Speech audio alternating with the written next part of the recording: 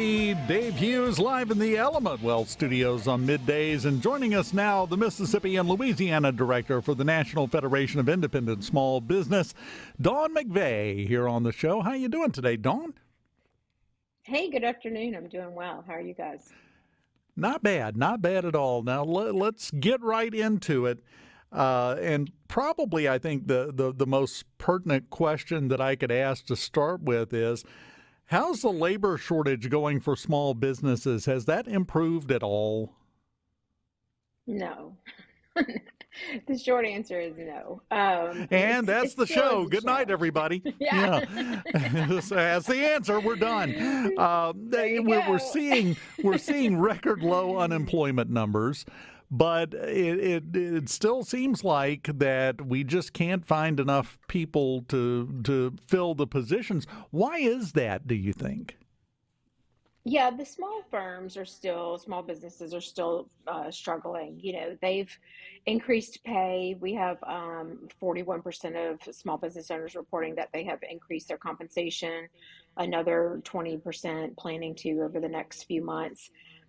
So they realize they have to be competitive, offer, what they can in benefits and that sort of thing. It just kind of continues to be a struggle. They have folks that are not coming in for interviews. They have folks that are not coming in for uh, to show up for work regularly, just with the basic soft skills.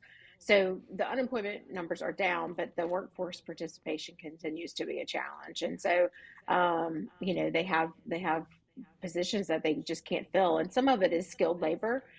We are seeing that as well, and so about 38% of owners reported openings for skilled labor.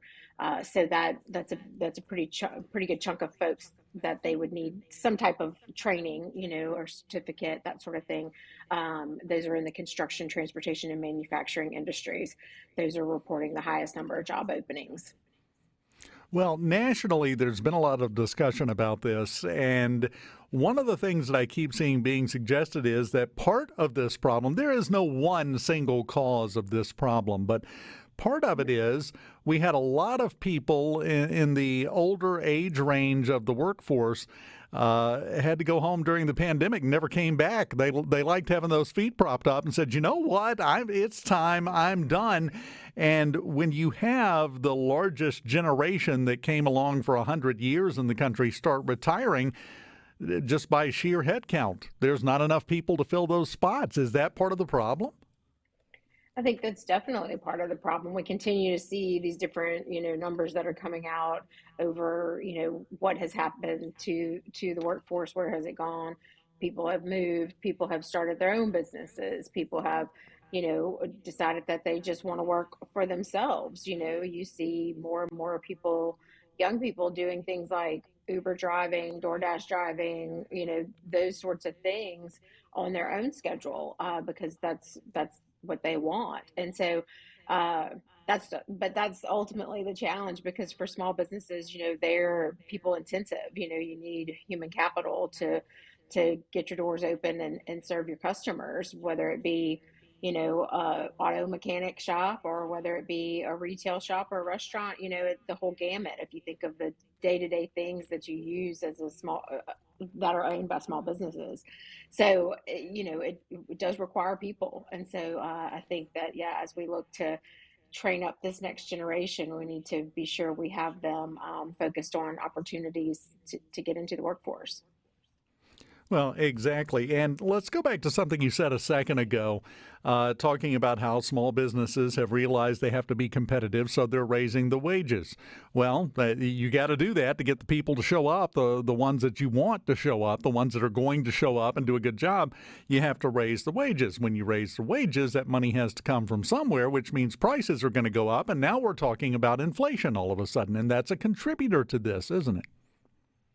It certainly has been. Our members took the inflation hit when it hit, last year. It was really like, okay, this is really happening. It's not going away. And so it was like, okay, we have to really look at raising our prices, because it was looking very unsustainable. It's, I guess, leveled out to some extent, but labor costs have certainly factored into that whole piece of the pie, as far as the cost of doing business. And so, and the other part is small business owners want to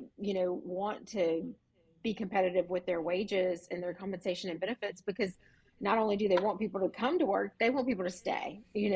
Small businesses are a lot of family owned businesses and are run like family owned businesses. And so they don't want to have to hire and rehire. And, it's a vicious cycle for a small business owner to go through all that. So they want to attract good people and keep them, and keep them there and have them grow with them. So it definitely is a factor in the inflation piece. You see our small business owners reporting that that's still an issue, although it's not the number one concern any longer. Inflation being, is not, and so that's positive, I think. But they did get to a point where they couldn't raise prices anymore. You can only do that so much before you drive away customers, or you just can't. It's not sustainable in your community. That your people in rural Mississippi cannot afford a constant price increase, or whatever the good and service is. So it's a tough decision for a small business owner to make, is like, how much do you pass along, and how much do you eat, and then how do you keep everything running and keep the doors open. Well, and that also leads very quickly to small business owners asking the question, how do I eat? Forget how much of this cost I have to eat. I have to put groceries in my fridge, too. So it's a complex problem. And it seems like over the last year or two, the hits have been coming from all directions. I'm going to veer in a weird direction, so just stick with me, Dawn. This isn't your first rodeo. You know how this goes. There has been a lot of talk about doing away with TikTok, because it's so horrible. What do you hear from your members, small business owners? Are they using TikTok? Is it a part of their business? Would this be an impact to them if it were to suddenly go away?